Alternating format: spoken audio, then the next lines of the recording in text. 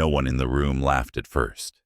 The words were too sharp, too reckless, too heavy to be brushed aside as a passing remark. They floated above the glittering chandeliers of the Manhattan Grand Hotel, cutting through the low hum of violins and champagne laughter, like a shard of glass in silk. "I'll marry anyone who can play Chopin's Ballade No. 1 flawlessly." Edward Nelson had said it casually, with the same offhand elegance he used when ordering wine or dismantling a competitor's empire. Yet the ripple it caused was immediate and electric. The clinking of glasses stalled, the rustle of gowns stilled. For a breathless second, the gala felt like it had forgotten how to breathe. And then, as if on cue, the room erupted in laughter. A practiced, indulgent laughter, the kind that powerful men draw from crowds without effort. Socialites leaned closer, eager to bask in his attention. Reporters scribbled furiously in their notebooks, delighted by the headline he had just handed them.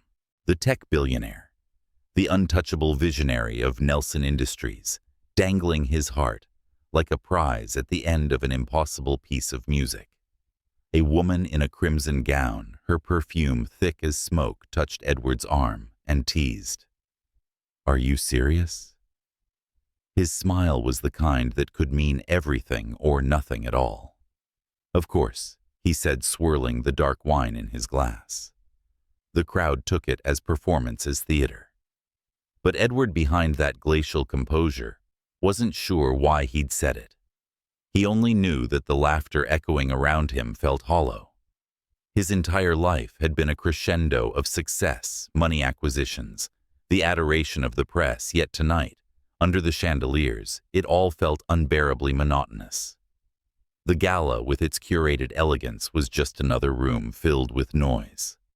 He leaned back in his chair, eyes scanning the ballroom without really seeing it, until he did. Across the room near the bar, a waitress had stopped moving. She stood with a tray of champagne flutes balanced effortlessly in one hand, her other hand frozen midway through, tucking a stray curl of hair behind her ear. She hadn't laughed. She hadn't even blinked. Her gaze was locked not on him, but on the polished Steinway grand piano, sitting in the corner of the stage, an ornament meant only for display. Edward noticed her, though he couldn't have explained why. Perhaps it was the stillness in her frame, a sharp contrast to the restless fidget of the guests around her. Or perhaps it was because she looked like she belonged to another world entirely, one that refused to bend to the artificial gloss of the ballroom. Her name, though he didn't know it yet, was Evelyn Flores. Evelyn had been invisible all evening, as she always was in places like this. Her black uniform was designed to erase her presence, to keep her moving quietly between guests, like a shadow. But Edward's words struck her like a slap in the dark. Chopin's Ballade, No. 1. The piece she had once lived and bled for. The sound of laughter around her faded into a dull roar. Her heart pounded not with fear, but with something older, something buried. She set the tray down on the bar, without a word, her legs moving before her mind caught up. No one noticed her at first. No one cared about a waitress. But when she stepped up onto the small platform, the air shifted. Conversations faltered. A ripple of confusion moved through the crowd as Evelyn sat on the piano bench, her slender brown hands hovering above the keys. By the time Edward realized what was happening, it was too late. The first notes fell into the room like fire. Chopin's Ballade No. 1 is not a piece for amateurs. It is a storm in 4 movements, tender and furious, delicate and savage, demanding not just skill, but soul. Evelyn did not play as though proving herself to anyone in the room. She played as though she had been starving for years, and the piano was the only way she remembered how to breathe. Her fingers moved with precision, honed long ago, but more than that, with a passion restrained, burning beneath the surface like coals refusing to die. The ballroom's laughter evaporated. Conversations ended mid-sentence. One by one, heads turned, jaws slack, eyes wide. Edward sat forward in his chair, his mask slipping for the first time that evening. The polished, unshakable billionaire was gone. In his place was a man staring at something he didn't understand, something he couldn't buy or calculate. Every crescendo was a confession, every pause a scar. Evelyn's music was not performance, it was memory clawing its way back into the world. When the final chord dissolved into silence, she didn't bow. She didn't glance at Edward or at the stunned crowd. She simply rose, nodded once, and walked off stage. She returned to the bar, picked up her tray, and disappeared into the service hallway as if nothing had happened. The room remained frozen, as though waiting for permission to breathe again. Edward did not move. Something inside him had cracked open, and he knew instinctively it could never be sealed again. That night, when the gala resumed, the music returned to its pleasant mediocrity, the laughter picked up where it had left off, and no one mentioned the performance out loud. It became one of those fleeting miracles that passes through a night, like lightning. Beautiful, terrifying, and gone before it could be explained. No one spoke of it, but Edward could not let it go. Hours later, after the last guest had left, after the headlines had been drafted, and the wine glasses stacked, Edward lay awake in his penthouse overlooking the city. The skyline glittered, a monument to the empire he had built. Yet he felt only restless. It wasn't the woman's beauty that haunted him. He couldn't have even described her face clearly. It was the music, the way it had reached into him and unearthed something he thought long dead, the way it had made him feel. He realized with a start that chilled him that he hadn't truly felt anything in years. Meanwhile, Evelyn was already home, miles away from the glamour of the gala. Her apartment in Brooklyn was small, cluttered with second-hand books and photographs. The walls lined with memories she tried not to touch. A chipped mug sat on the windowsill, filled with piano-shaped bookmarks she hadn't dared to use in years. On the armchair, a gray cat named Tofu blinked lazily at her, uninterested in the storm she had unleashed hours earlier. Evelyn fed him, changed into an oversized sweater, and sat at her kitchen table in the dark. She hadn't played in 3 years. Not since the accident. Not since Ava. The memory was a wound that never scabbed. A snowy night. A cab racing toward the concert hall. A phone call that came too late. 14-year-old Ava, brilliant and stubborn, gone before Evelyn even stepped on stage. From that night forward, she had never touched a piano again, until tonight. And it hadn't been choice. It had been compulsion. A voice inside her awakened by Edward Nelson's arrogance and the dismissive laughter of the room, refusing to be silenced anymore. Now, alone in her kitchen, she pressed her palms flat against the table, as though anchoring herself. Her heart still raced with the echoes of the Ballade. For 3.5 minutes, she had been alive again. For 3.5 minutes, she had remembered who she used to be. And then, she had run. Neither Edward nor Evelyn slept that night. He because he could not forget the sound of her music. She because she could not forget what it had cost her to play it. In 2 very different rooms of the same city, beneath the same indifferent stars, they sat awake, restless, haunted, unaware that their lives had already collided in a way that neither could undo, unaware that a single reckless declaration, "I'll marry anyone who can play Chopin's Ballade No. 1 flawlessly," had just written the first note of a story neither of them was prepared to play. Morning came gray and heavy over the city, the kind of winter light that failed to warm even the brightest windows. Evelyn Flores buttoned her coat tightly around her frame, her breath curling into clouds as she hurried down the narrow Brooklyn street toward Vivace, the cafe, where she had worked for nearly 3 years. To most people, Vivace was just a coffee shop tucked between a laundromat and a bodega, its brick facade chipped, its painted sign faded by rain and years of sunlight. But to Evelyn, it was sanctuary. Leonard, the owner, was already behind the counter when she arrived, wiping down the polished wood as if it were a violin. His movements carried the patience of a man who had seen too much and now guarded peace with reverence. At 65, with silver hair tied back and eyes creased from both sorrow and kindness, Leonard was more than a boss. He was a kind of guardian. He had offered Evelyn a job when she had nowhere else to go, asked no questions about her past, and demanded only honesty and presence. In his way, he had saved her. She slipped inside, shaking the chill from her fingers, and Leonard gave her a nod. "Coffee's hot. Milk delivery's late again," he said, the same way he did every morning. Nothing more, nothing less.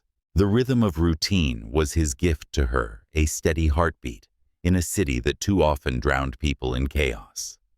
Evelyn tied her apron and took her place behind the espresso machine, grateful for the unspoken silence. But silence inside her was another matter. All night the memory of the gala had replayed in her chest, the gleaming piano, the eyes of strangers heavy on her skin, the way Chopin had poured out of her fingers like blood rushing from a reopened wound. She told herself it had been a mistake, a moment of weakness. She wouldn't touch a piano again. Not here. Not anywhere. The bell above the door jingled mid-morning, and Evelyn glanced up out of habit. The world seemed to still for half a beat. Edward Nelson stepped inside. He was dressed simply enough. Navy coat, black scarf, dark hair still damp from the drizzle outside. But there was no mistaking him. The kind of man who carried the air of someone perpetually written about, photographed, dissected. Yet here he was alone, without the shield of cameras or bodyguards. His presence felt almost out of place against the peeling brick walls and mismatched chairs of Vivace, as if a painting had been set in the wrong frame. Evelyn's hands stilled on the espresso wand. She didn't look away, though she wanted to. Edward's gaze found hers immediately. He smiled, not the polished press-ready grin she had seen plastered across magazines, but something quieter, tentative, the kind of smile a man gives when he approaches a wounded animal and doesn't want it to run. He stepped toward the counter. "Cappuccino, please," he said, his voice soft, but carrying its usual confidence. Evelyn said nothing, only turned to prepare the drink. Her movements were brisk, practiced, detached. She slid the cup across the counter without a glance upward. He thanked her, carried it to a table near the piano in the corner of the cafe, and sat down. The upright piano had been there for years, a donation from a neighbor, long before Evelyn worked at Vivace. Its black paint was chipped, its keys slightly yellowed, and it had not been tuned in over a year. Evelyn avoided it as if it might burn her. Leonard never mentioned it, never pushed. But today, Edward sat beside it as though he belonged there.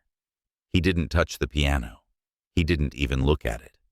He simply drank his cappuccino slowly, eyes occasionally drifting toward the window, watching the street outside, as if he had all the time in the world.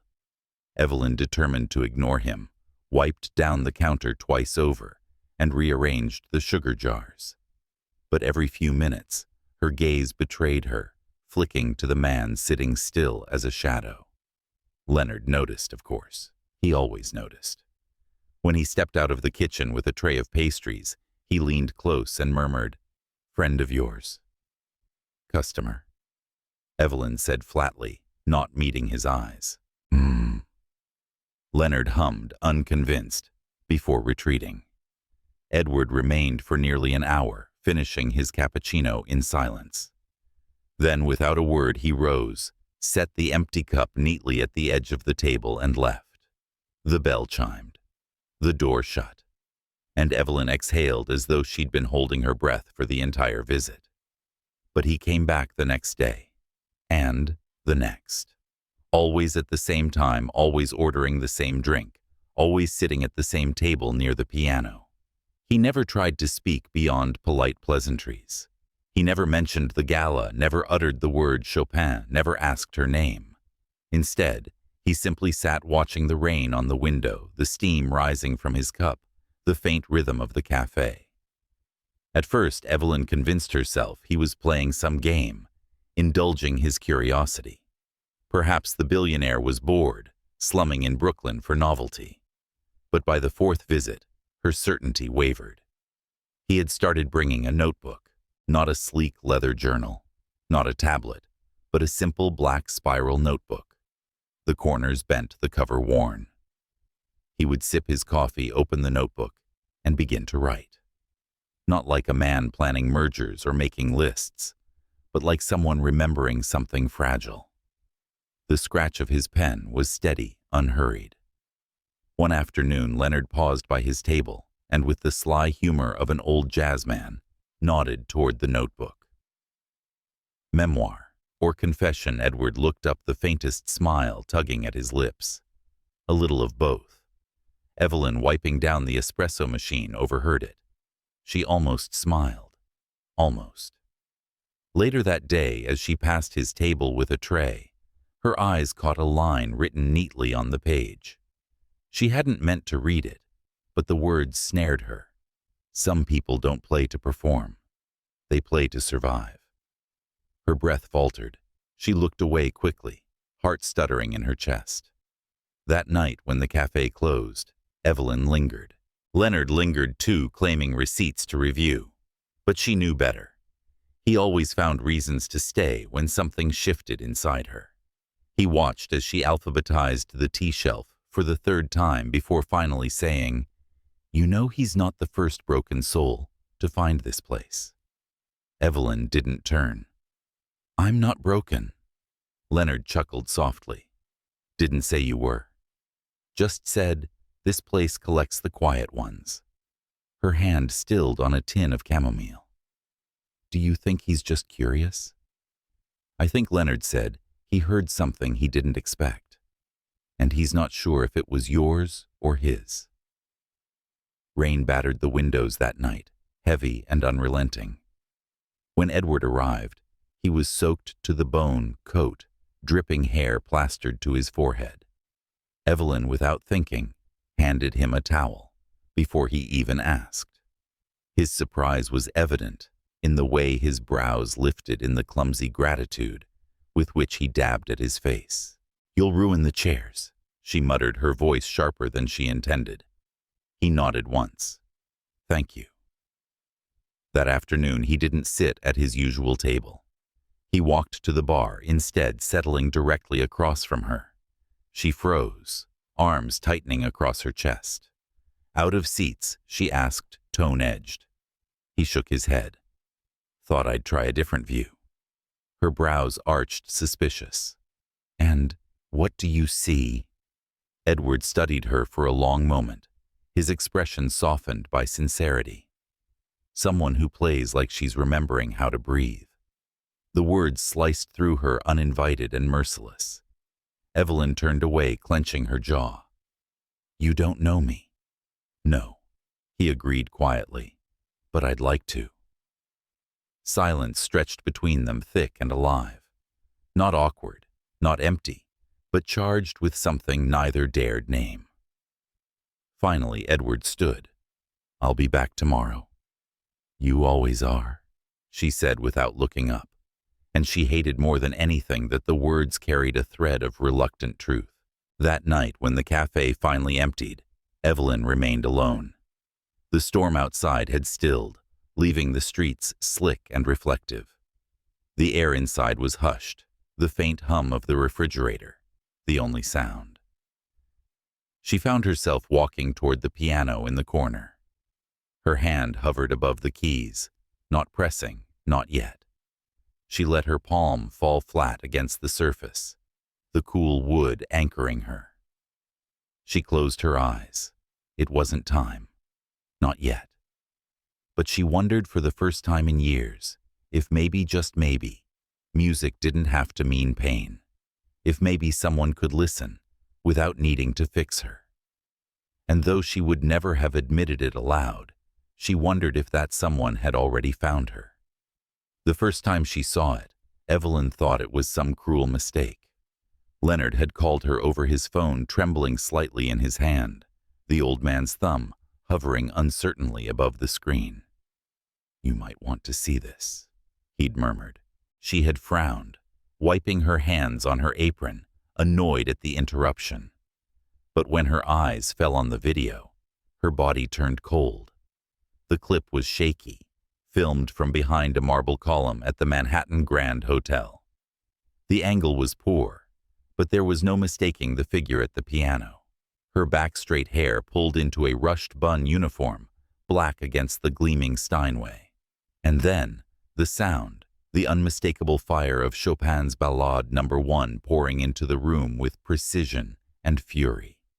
Her own playing, her secret, the thing she had sworn never to release again. The caption burned across the screen: "Waitress stuns billionaire crowd with surprise Chopin masterpiece." Below it, comments flooded faster than she could read. "Genius in disguise. Who is she? How have we never heard of her? A hidden prodigy." And then the worst repeated in bold, over and over: Edward Nelson. His name tied to hers, now tagged endlessly, feeding a storm that had already grown beyond her control. The view count ticked upward in real time, thousands, with every refresh. Evelyn set the phone down slowly, her fingers trembling. "Did you show this to him?" she asked, her voice clipped brittle. Leonard shook his head. "I just found it. I need air." The words came out choked, strangled. She untied her apron with jerky hands and pushed through the door before Leonard could stop her. Outside, Brooklyn's streets swallowed her whole. The noise of the city felt amplified, harsh, a cruel echo of the roar she'd just seen online. Her lungs refused to fill properly. She walked aimlessly, boots slapping against wet pavement until her legs ached. But the video followed her like a shadow. Notifications began to light up her old social accounts, journalists, scouts, strangers, with too many opinions. Questions crashed against her like waves. Who are you? Why aren't you playing? Where have you been? By the time she returned to the cafe that evening, exhausted and trembling, Edward was already there. He stood when he saw her, his presence quiet, but immovable, like he had been waiting all day. The envelope he had given her days ago still sat unopened on the table beside him. "I didn't post it," he said immediately. His voice was low, steady, urgent. "I know," Evelyn whispered, though her chest ached. "But it doesn't matter. It's out. They know. And now it's all going to happen again." Her voice cracked, not with fear, but with exhaustion. She was too tired to be afraid. The pressure, the questions, the attention.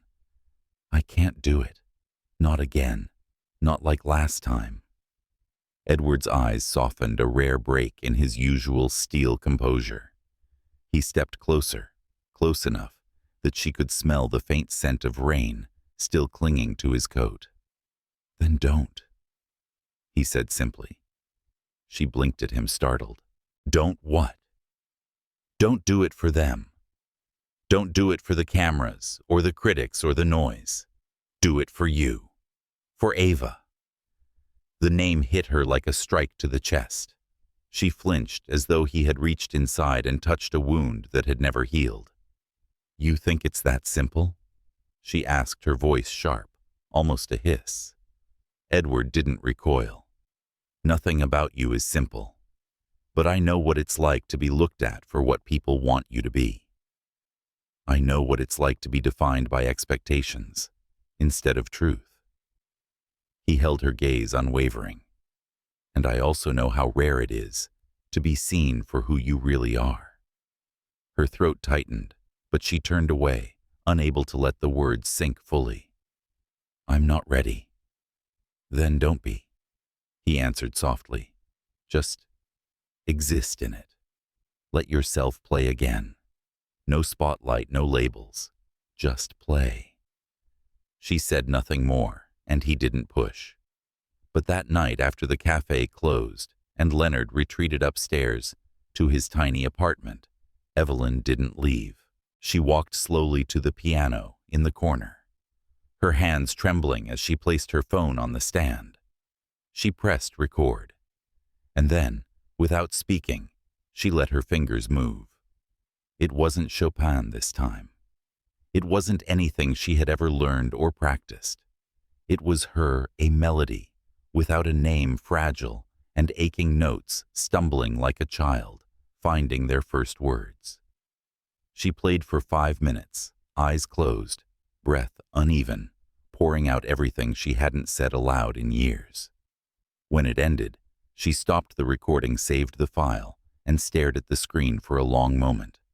Then she pressed send. To one person only. Edward.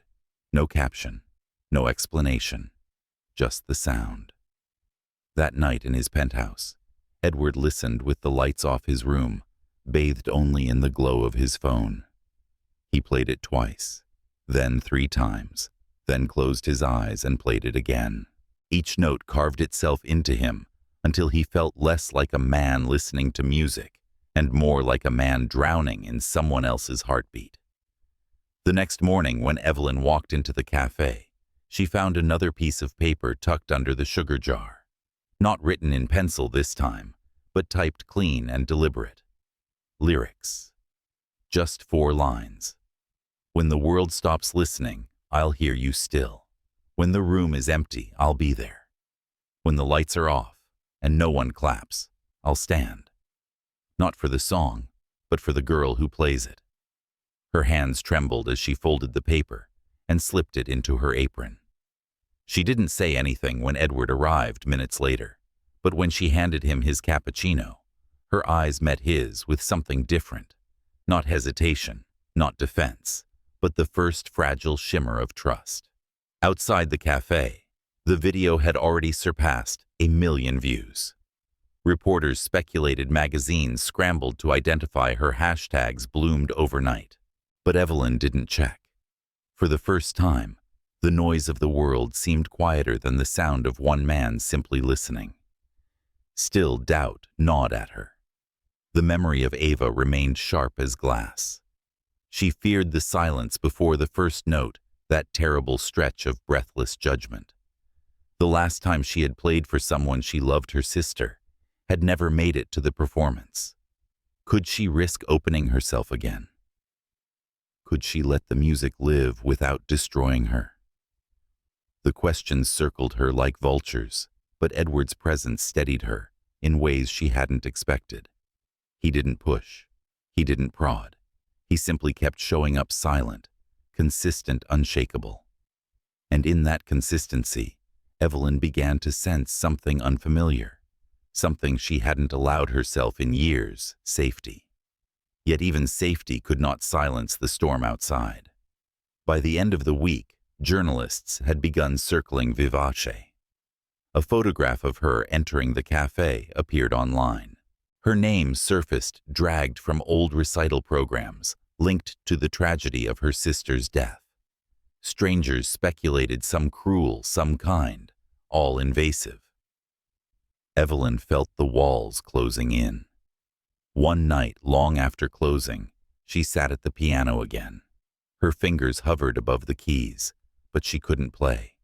Instead, she whispered to the empty cafe, as if Ava might still be listening.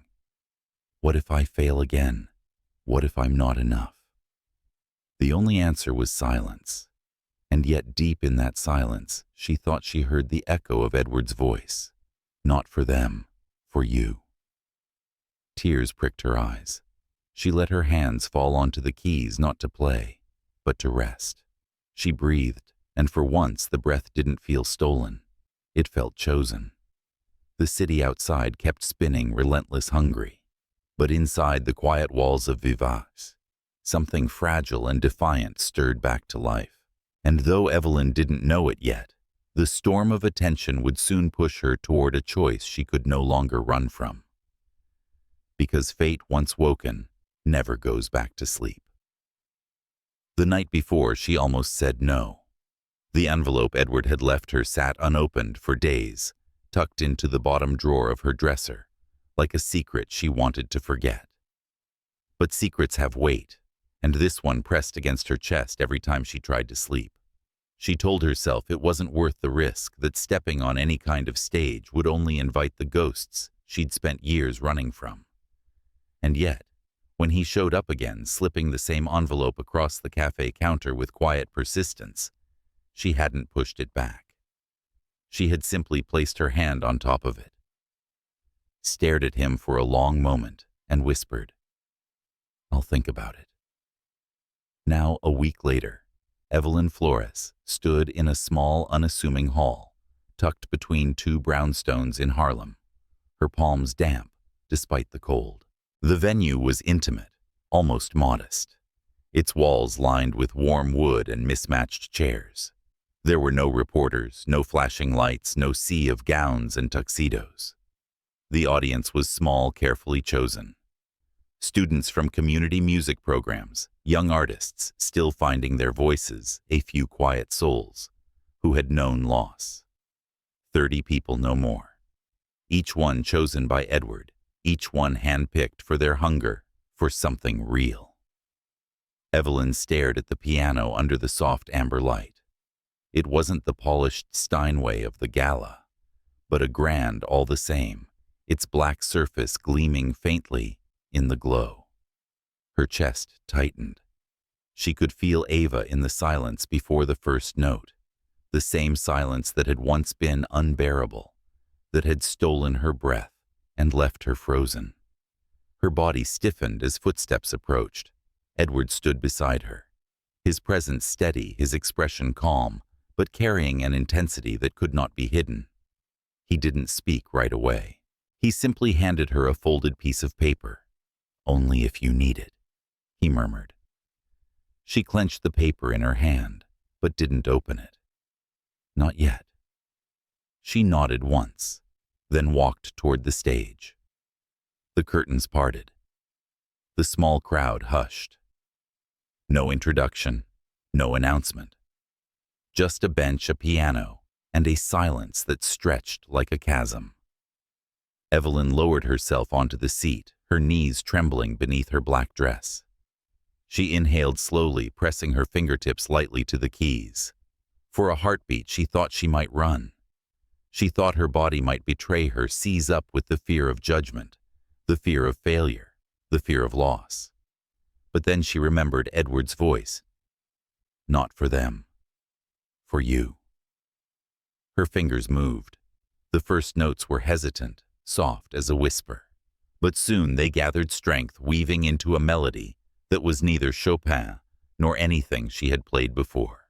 It was hers entirely, a blend of what she used to be and what she had become, a tapestry of grief and hope, of silence and survival.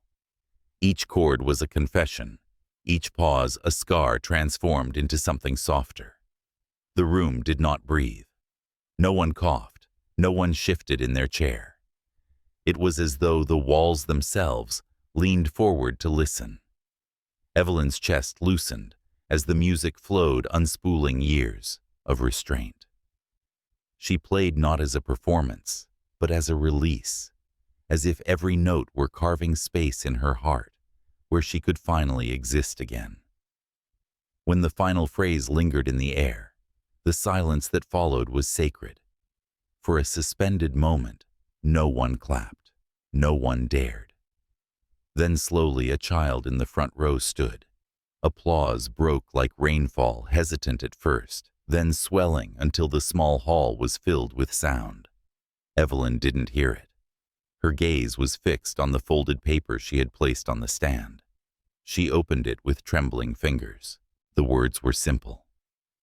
"You didn't play to be brave. You played because you already were." Her lips curved into a smile, fragile but real. the kind of smile she hadn't felt in years.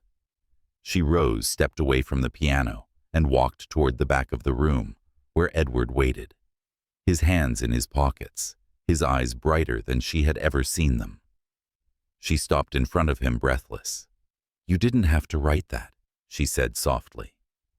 "I wasn't sure I could say it without messing it up," he admitted, almost sheepish. She held the paper tightly. "I'm keeping it. I was hoping you would."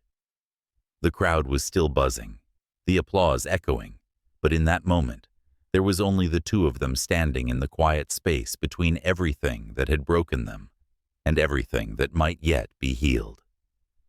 Later that evening, when the chairs were folded and the room cleared, Evelyn returned to the piano. Edward sat beside her this time, awkward, uncertain, his hands hovering as though afraid to touch.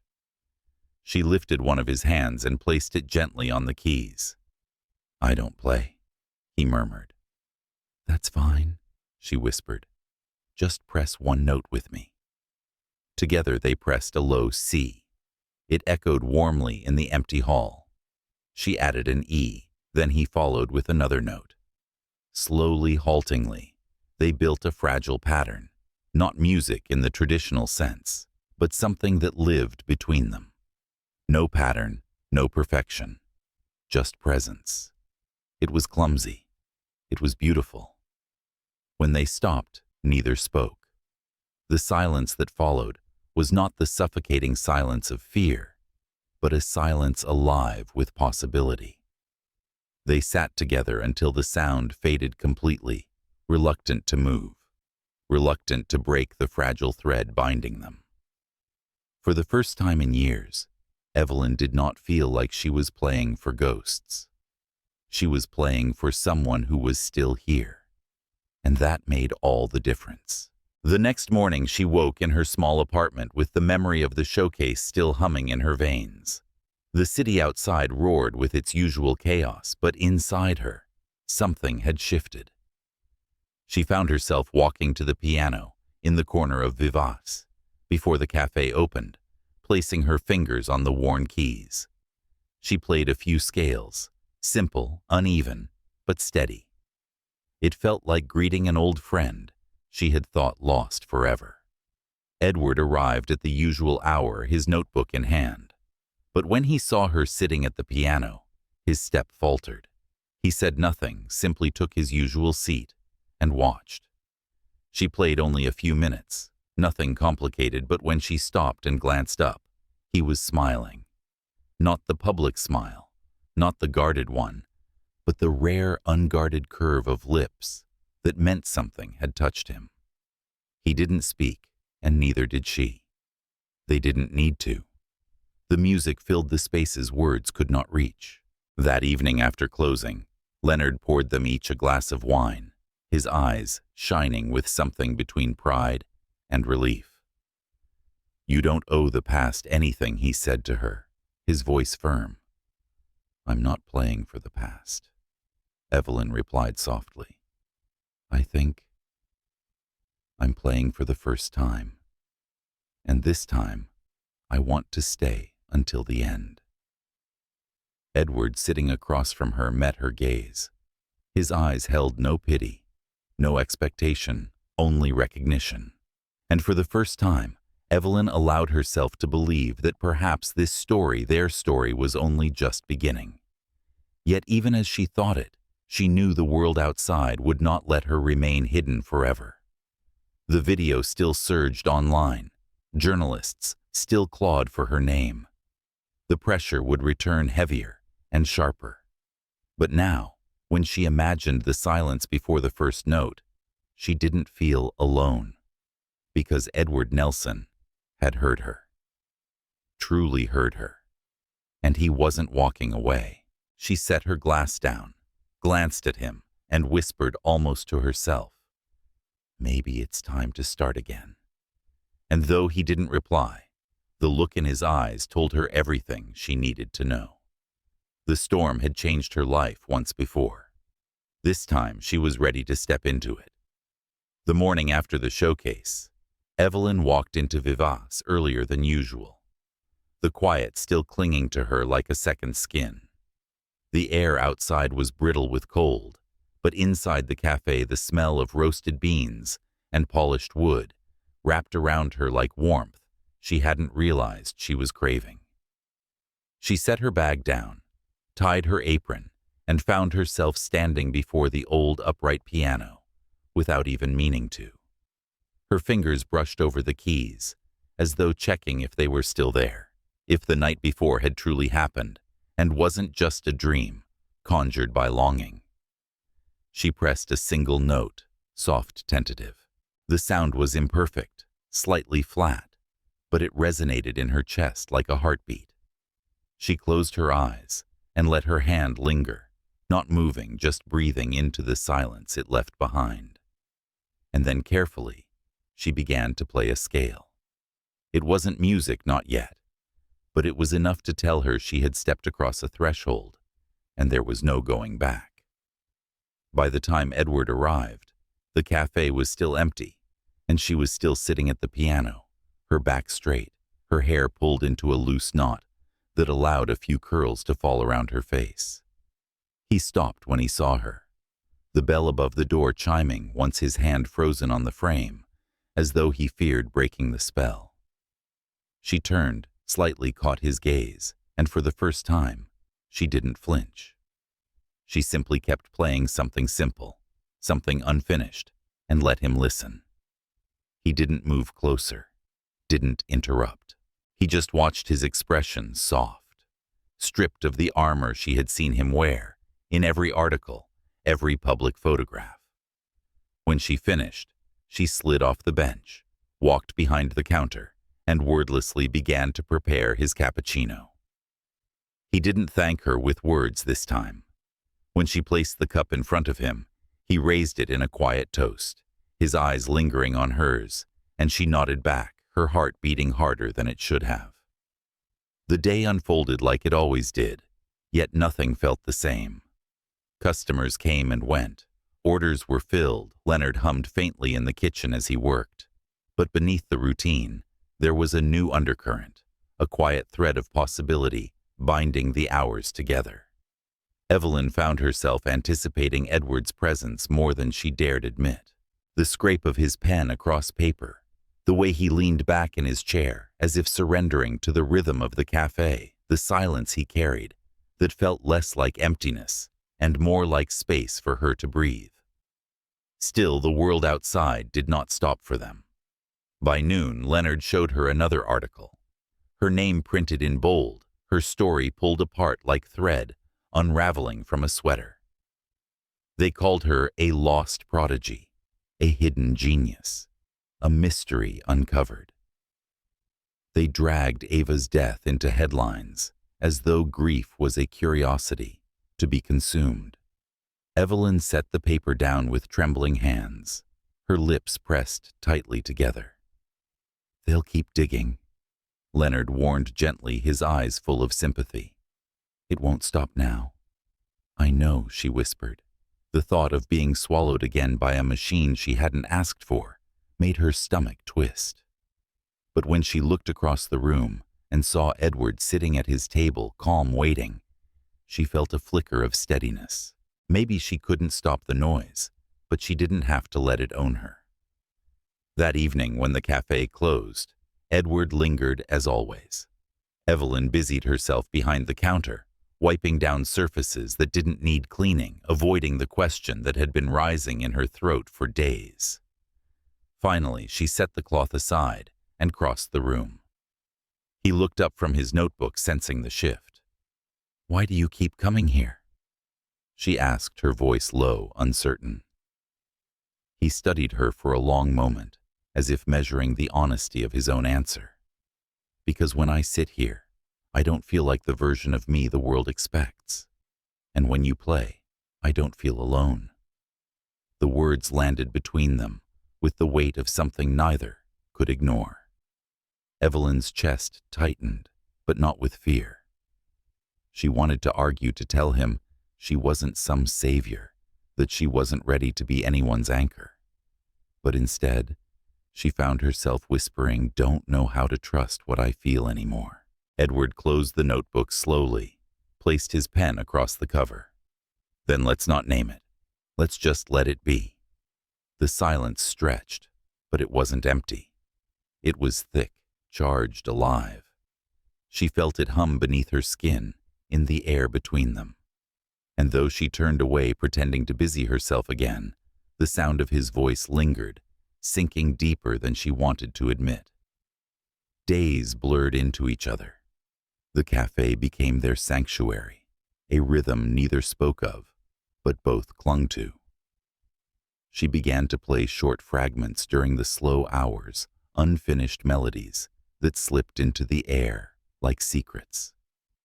He began leaving small pieces of writing on the counter, folded notes with lines that felt like they belonged to the spaces she left unspoken. She collected them quietly, tucking them into her apron, reading them at night when the silence of her apartment grew too heavy. But with every step forward, the outside world pressed harder. By the end of the week, reporters had tracked down her building. Photographers waited near the subway. She started walking home different routes, keeping her head down, the weight of being seen in ways she had never wanted, growing heavier each day.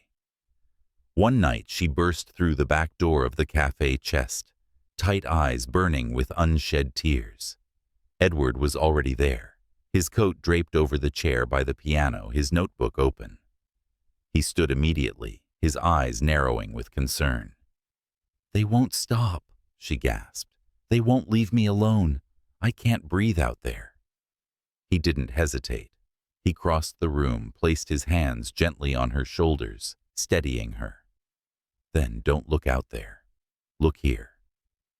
Her breath hitched, but she lifted her gaze, met his eyes. There was no pity in them, only certainty. The steadiness she lacked reflected back at her.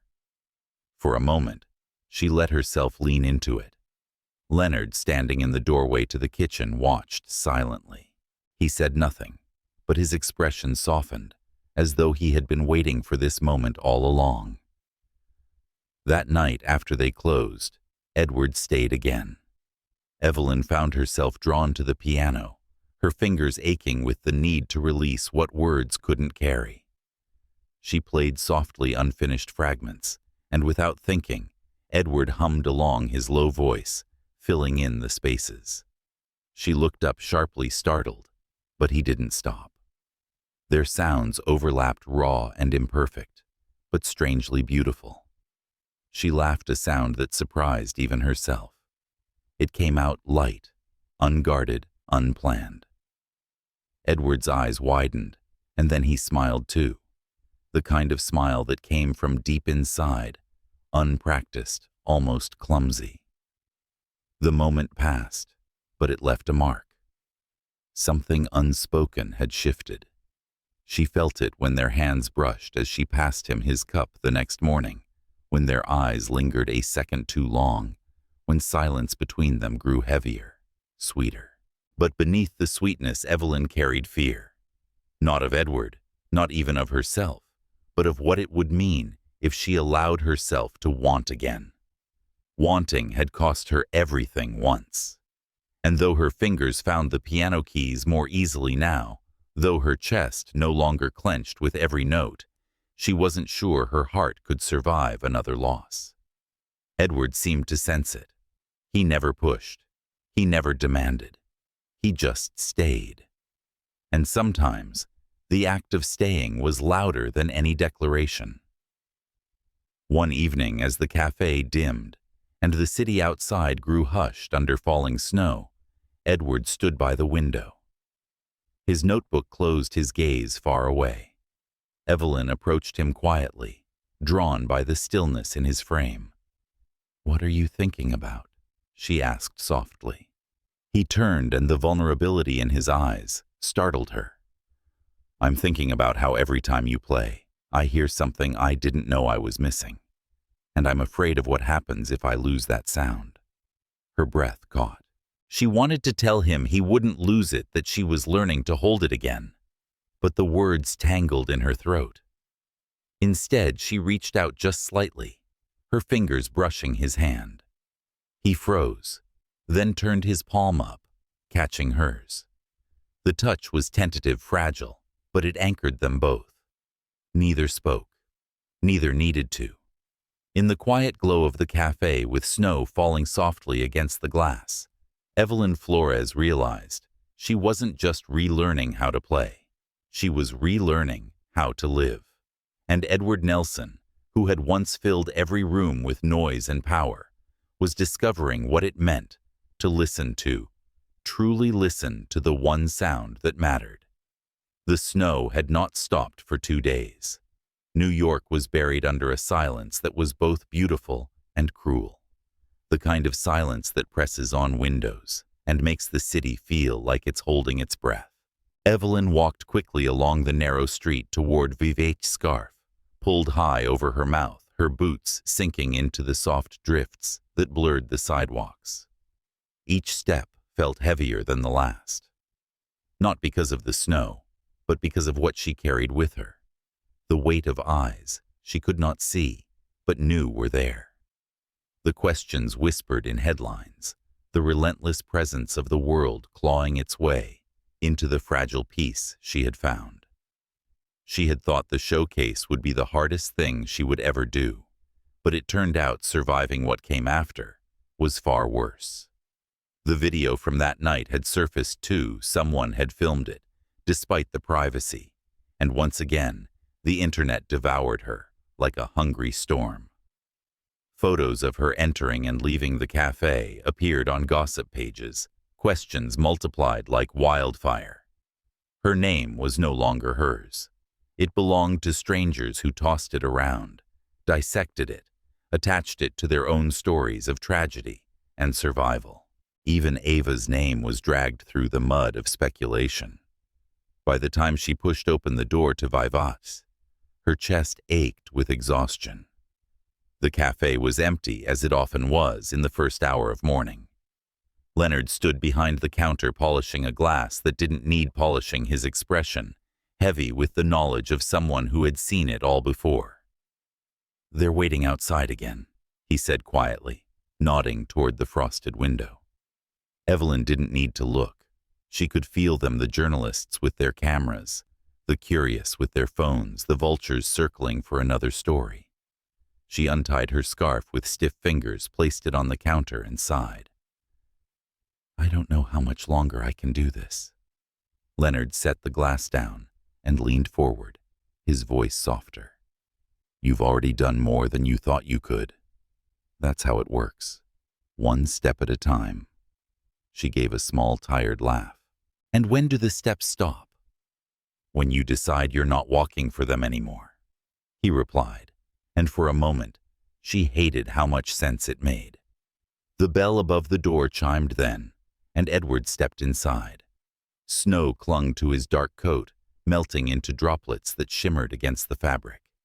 He carried himself with his usual calm, but his eyes found Evelyn immediately, and something in his gaze betrayed the concern he no longer bothered to hide. She turned away, pretending to busy herself behind the counter, but her hands shook slightly as she reached for the espresso machine. He approached slowly, as though giving her space to retreat if she wished. "Rough morning?" he asked gently. "Just another one," she muttered, her back still turned. He didn't push, only waited until she slid his cappuccino across the counter. When she finally looked at him, her breath caught. His expression was stripped of all polish, all charm. He looked at her like a man searching for the right words, but afraid they might hurt if he said them out loud. "Come with me," he said suddenly. The words startled her. "What?" "Just for a day," he said, his voice steady but urgent. "Leave the noise behind.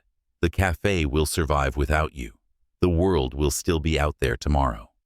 But you need air. You need space to remember who you are without them defining it." She wanted to say no. She wanted to argue that she couldn't run every time it became unbearable. But the truth was, her bones were tired of fighting battles she never chose. She hesitated only a moment, before nodding once. An hour later they were driving north, the city shrinking in the rearview mirror. The landscape shifted from gray skyscrapers to bare trees coated in frost, the Hudson River glinting faintly in the distance. Evelyn sat with her hands clasped in her lap, the silence between them thick but not uncomfortable. Edward glanced at her occasionally, as though reassuring himself she was still there. "Where are we going?" she asked finally. "Somewhere quiet," he answered simply. The car wound through narrow roads until it reached a small town on the edge of the river. He parked near a deserted pier where the water stretched wide and still under the winter sky. The air was sharp, biting, but clean in a way New York never was. Evelyn stepped out, pulling her coat tighter, and breathed deeply. It was the first time in weeks she felt her lungs fill without restraint. They walked along the frozen boards of the pier, their footsteps echoing in the emptiness. Edward spoke first, his voice low. "You know, when I was 16, I used to come to a place like this. My parents were too busy fighting to notice me. The company was already being carved out of arguments and signatures, and I felt like a ghost in my own house. The water was the only thing that didn't demand anything from me. It just existed, and it let me exist too." Evelyn glanced at him, surprised by the confession. He rarely spoke of himself, rarely peeled back the layers he wore so tightly. His eyes were distant, focused on the horizon, but there was a rawness in his tone that shook her. "Why are you telling me this?" she asked softly. "Because I think you're carrying too much alone," he replied. "And I want you to know, you don't have to." The wind stung her cheeks, but the warmth in his words made something inside her ache. She turned away, staring at the ice that clung to the edges of the river. "I don't know how to let someone carry it with me. Every time I trusted, every time I opened, I lost something. Ava, my music, myself. What if it happens again?" Edward stopped walking. She felt his gaze heavy on her, but she couldn't look at him. "What if it doesn't?" he said quietly. The question lingered between them, fragile and dangerous. She wanted to dismiss it, to laugh at the simplicity of his optimism, but instead, she closed her eyes and for the first time let herself imagine what it might mean to believe him. They stood in silence, the wind curling around them, the water shifting faintly beneath the pier. Then slowly she reached out and slid her hand into his. His fingers closed gently over hers, warm, despite the cold, steady in a way she hadn't known she needed. When she finally met his gaze, there was no distance in his eyes, no guarded calculation, only truth. Later they drove back in near silence, the city lights blooming again in the distance. Evelyn felt a strange calm settle in her chest, though she knew the storm awaited them. The noise would return, louder, hungrier. But now, when she thought of the silence before the first note, it no longer felt like judgment. It felt like invitation. That night she stayed at the cafe after closing, as she so often did.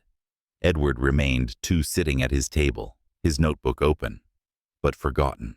Evelyn walked to the piano, sat, and began to play something quiet, unfinished.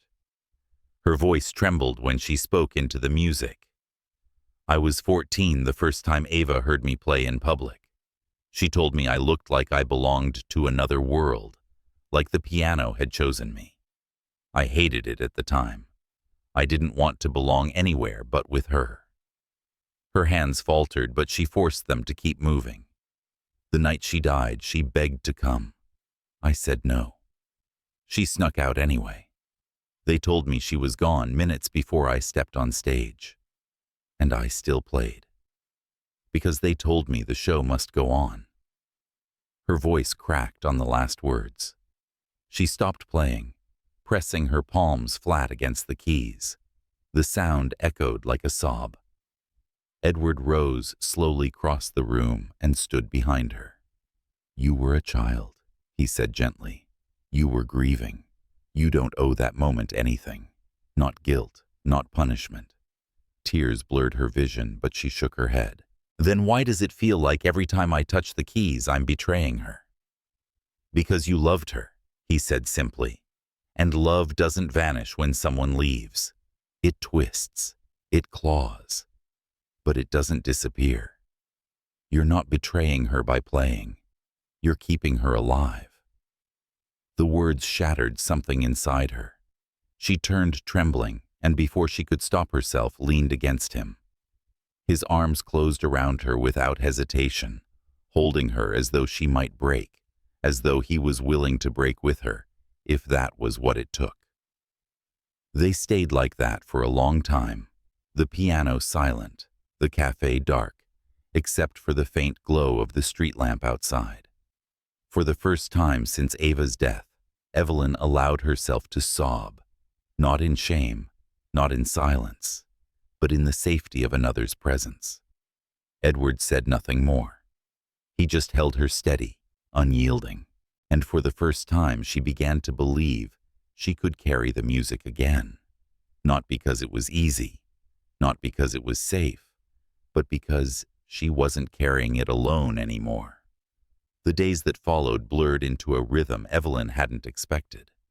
She still woke to the chaos of New York clawing at her door, still saw the flashes of cameras outside her building, still read her name twisted into stories she didn't recognize. But somehow the noise no longer drowned her completely. It was as if, in surrendering her grief to Edward's arms, she had loosened a weight she'd carried alone for too long. At Vivace, she found herself drawn more often to the piano. Not always to play for others, sometimes only for herself. A few scales in the morning before the first customer, a fragment of melody in the quiet hours of afternoon, a soft tune after closing, when the city's hum pressed too heavily against the windows. Each note was a reminder that she hadn't lost everything, that even broken, she could still create. Edward's presence became a constant too. He never intruded, never asked for more than she could give.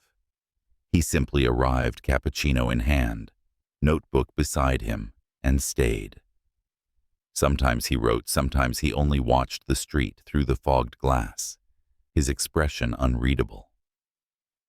But Evelyn began to notice the small things, the way his shoulders eased, when she played, the way he hummed under his breath, when he thought no one was listening, the way his eyes softened whenever she met them by accident. One evening, Leonard placed a dusty cassette player on the counter and pressed play. His violin from decades ago filled the cafe, uneven and imperfect, but full of soul. Evelyn laughed quietly, surprised by the trembling joy in her own voice. "You really thought you were Miles Davis, didn't you?" she teased, and Leonard smirked with mock offense. "Confidence gets you through the first song," he said. "Truth keeps you playing the second." She thought about that long after the tape clicked off. The next morning, Edward left another folded page under the sugar jar. This time it wasn't lyrics, but a sketch of notes, a simple melody line, drawn in careful ink. When she unfolded it, Evelyn recognized the fragments she had played days earlier, written down, as if he had caught them from the air and preserved them for her. Beneath the staff in his neat hand, he had written, "This sounded like you." Her breath caught. She pressed the paper to her chest for a moment before slipping it into her pocket. Later that week, she approached his table, a rare decision born from something braver than routine. "Do you write music?" she asked. He looked startled, almost boyish, before shaking his head. "No, I listen to it, and sometimes I write about how it makes me feel." She tilted her head, studying him. "And what did it feel like that night, when I played?" He met her gaze directly. No hesitation, like I wasn't alone anymore. The words lodged in her throat, sharp and gentle, all at once. She didn't reply. But when she handed him his coffee, her fingers brushed his, lightly fleetingly, but enough to leave a mark neither of them could deny. It would have been easier if the world outside had stayed quiet. But the storm was only growing. By the end of the week, the viral videos had passed 1 million views. Journalists camped outside Waitress, desperate for a quote, a photograph, a soundbite. Strangers left flowers on the doorstep, some sincere, some performative. Evelyn tried to ignore it, tried to focus on the steady rhythm of coffee and music. But one afternoon she walked in to find a television crew across the street, their cameras aimed directly at the cafe. Her chest tightened. "I can't do this," she whispered to Leonard, panic threading through her voice. "You can," he set his hand warm on her arm. "But you don't have to do it alone." Edward stepped through the door minutes later, the air outside, still clinging to his coat.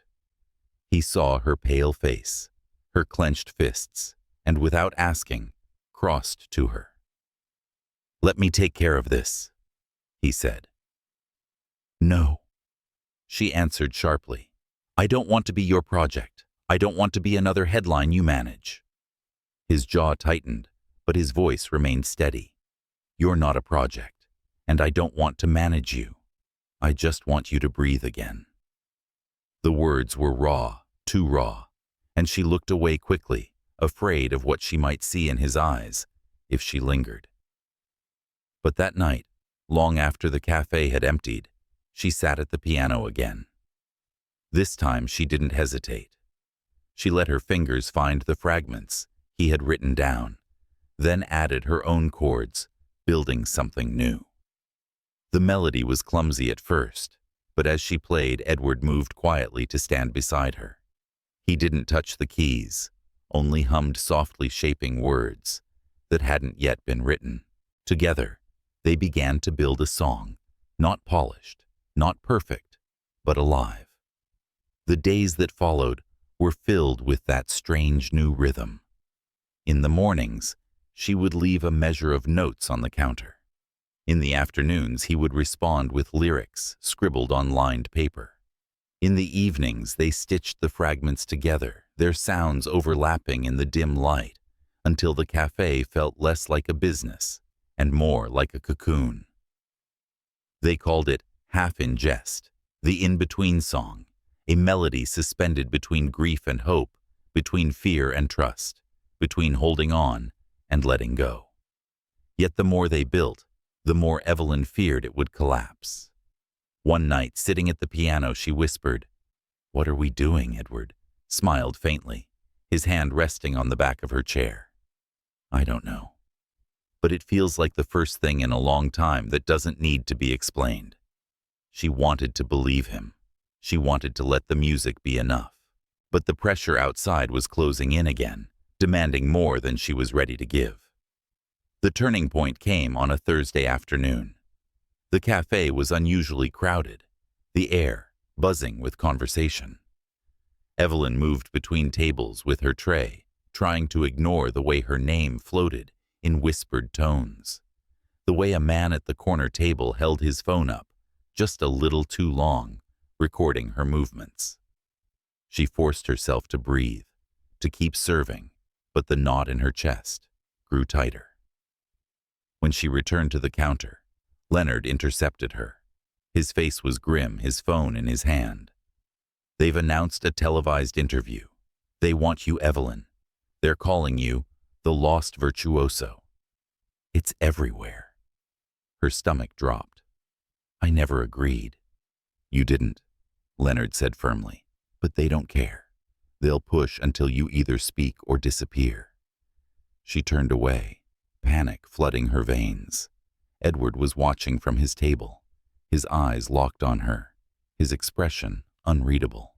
When she met his gaze, she saw no demand, no expectation, only quiet concern. But it wasn't enough to stop the storm rising in her chest. She fled to the back hallway, her breath shallow, her hands shaking. Moments later, Edward followed. "Talk to me," he said softly. "There's nothing to say," she snapped, though her voice trembled. They're not going to stop. They'll take everything. My music, my past Ava. They'll tear it apart, and I can't." Her voice broke. "I can't survive it again." Edward reached for her, but she pulled back, her fear sharper than her longing.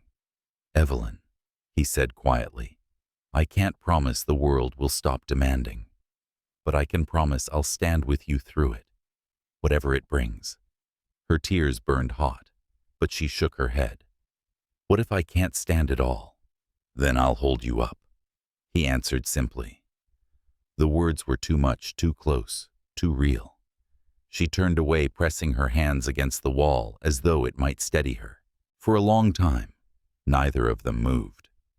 Then finally she whispered, "I don't know if I can be what you see in me." He stepped closer, his voice a low murmur against the storm in her chest. "I don't need you to be anything but yourself. That's all I've ever wanted." She closed her eyes, the truth of it sinking deeper than she wanted to admit. She was terrified of the world, terrified of being seen, terrified of losing what she had only just begun to reclaim. But for the first time in years, she was not terrified of the man standing in front of her. When she finally turned back, her face streaked with tears, Edward didn't move.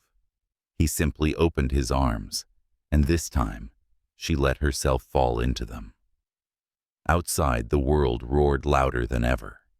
But inside the dim back hallway of a small Brooklyn cafe, Evelyn Flores allowed herself to believe that maybe, just maybe, she could survive the noise. And more than that, maybe she could choose to stay. The storm reached its peak the following week. By then, Evelyn's name was no longer a whisper, but a headline shouted across television screens and online feeds. Strangers debated her life as though they had lived it themselves. Offers poured in: concerts, interviews, sponsorships. Talent agencies left voicemails filled with promises that rang hollow in her ears. And everywhere she went, there were eyes. Watching, waiting, demanding. She felt it pressing down on her chest until every breath was shallow.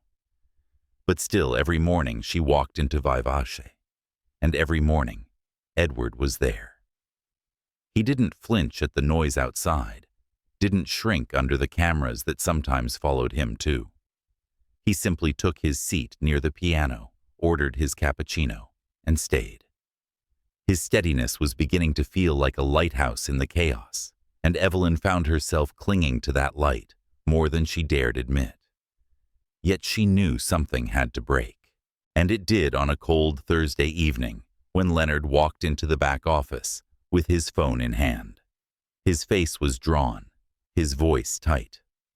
"They've scheduled a segment. Tonight. National television. They're calling you the silent prodigy. They're running your story whether you show up or not." Evelyn felt the blood drain from her face. They can't. They can. And they will. Leonard's eyes softened. "You don't owe them anything. But if you don't speak, they'll speak for you." She sat heavily, her hands trembling. The idea of walking into another spotlight made her stomach twist. But the thought of Ava's memory being twisted by strangers was worse. Edward appeared in the doorway, silent, listening. She looked up at him, her eyes glassy. "I can't do it alone." "You won't," he said simply, and he meant it. That night, the studio lights burned bright, harsher than any she remembered. The cameras were merciless, the microphones poised like weapons. Evelyn sat with her hands clasped tightly in her lap. Edward's presence, a steady weight at her side, even though he didn't speak. The host smiled too broadly, her questions sharp, rehearsed. "Why did you stop playing after your sister's death? Do you blame yourself? Do you think you wasted your gift?" Each word was a knife. But Evelyn answered carefully, not for the cameras, not for the world, but for herself. for Ava. I stopped because grief took the music from me. I blamed myself because it was easier than blaming the randomness of the world. And maybe I did waste years. But the piano isn't a stage for me anymore. It's a voice, and I'm learning how to use it again. The silence after her words was heavier than applause. Even the host seemed momentarily unsettled. Evelyn's heart raced, but she kept her gaze steady, her fingers brushing the folded paper in her pocket, the one Edward had written weeks before. You didn't play to be brave. You played because you already were. When the cameras cut and the lights dimmed, she exhaled for the first time in what felt like hours. Edward leaned close, his voice low, only for her. You did it. And it was yours, not theirs. Her throat tightened. She didn't trust herself to speak, so she only nodded. The next days were different. The noise didn't stop. If anything, it grew louder. But for the first time, Evelyn felt something shift. The world could twist. Her story could demand more than she wanted to give, but it could no longer take away what she had reclaimed. She had said the words aloud. She had owned them, and no one could steal that from her. She played more often after that. Sometimes at the cafe, sometimes late at night, when the streets outside her apartment fell quiet. Edward was always there, listening, humming, writing. Together they finished their song, the in-between song. It was imperfect, raw, but it carried everything they had built between them. Grief, silence, second chances. One evening, Leonard announced Vivace's anniversary celebration. No banners, no fanfare, just live music, good coffee, and the people who had made the cafe a home. Evelyn resisted at first, nervous of what it might mean. But Leonard only smiled and said, "It's your room now. Don't hide from it." The night arrived quietly. The cafe filled with familiar faces, loyal customers, local musicians, friends who had become family. The lights were warm, the air humming with laughter and the clink of cups. Edward arrived early, a single flower tucked into his coat pocket. He gave it to her without words, and she placed it in a glass by the register, her smile soft and certain. When the time came, Evelyn sat at the piano.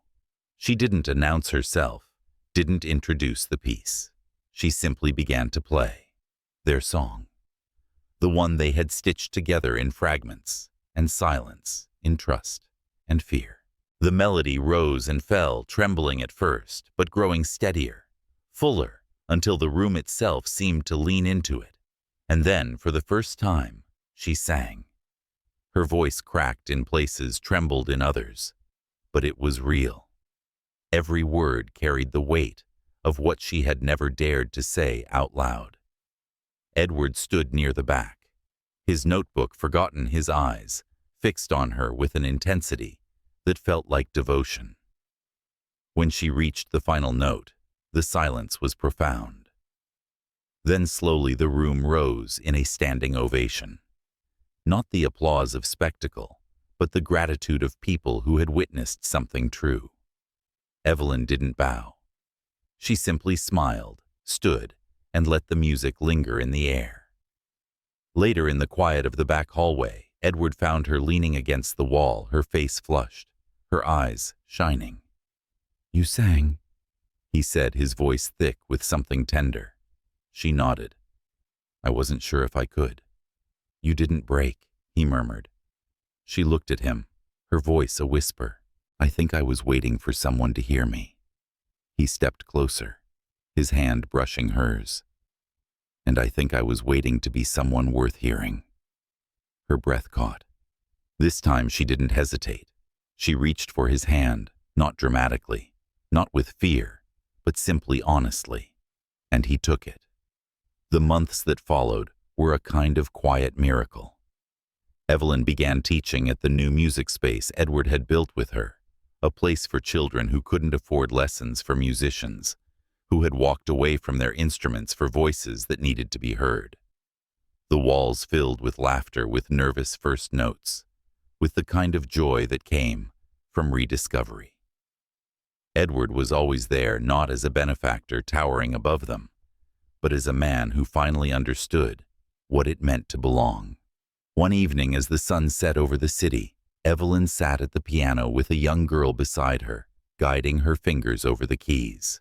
The child's hesitant smile reminded her of Ava, and for the first time the memory didn't pierce her. It warmed her. When the girl struck the final chord, Evelyn clapped softly and whispered, "See, the piano belongs to you now too." Later, standing outside the studio with Edward, she tilted her face to the stars. "Do you think she'd be proud of me?" she asked quietly. Edward didn't answer right away. He looked at her with a kind of reverence that made her chest ache. "I think she's here every time you play," he said finally, "and I think she never stopped being proud." Her eyes burned, but she smiled through it. "She'd probably tell me I still play too fast." Edward laughed softly, and the sound was enough to make the night feel alive. He leaned down his forehead, brushing hers. "Then we'll slow down together." The grand opening of the studio came on a Saturday afternoon. No red carpet, no flashing lights, just music pastries and a room full of people who had once forgotten what they loved until they stepped inside. Evelyn sat at the piano and played the in-between song, their song. The melody carried across the room, filling every corner with truth. When she looked up, Edward was watching her, his eyes bright, his expression unguarded. In that moment, Evelyn Flores realized the music wasn't about performance or perfection. It was about presence, about choosing to be heard even when the world demanded too much, about finding someone who listened not to the noise, but to the silence underneath. When the song ended, the applause was warm and real. She turned to Edward, her voice soft. "So what now?" he smiled, his hand finding hers beneath the keys. "Now we keep writing together." And for the first time in years, Evelyn wasn't afraid of what came next. She was ready.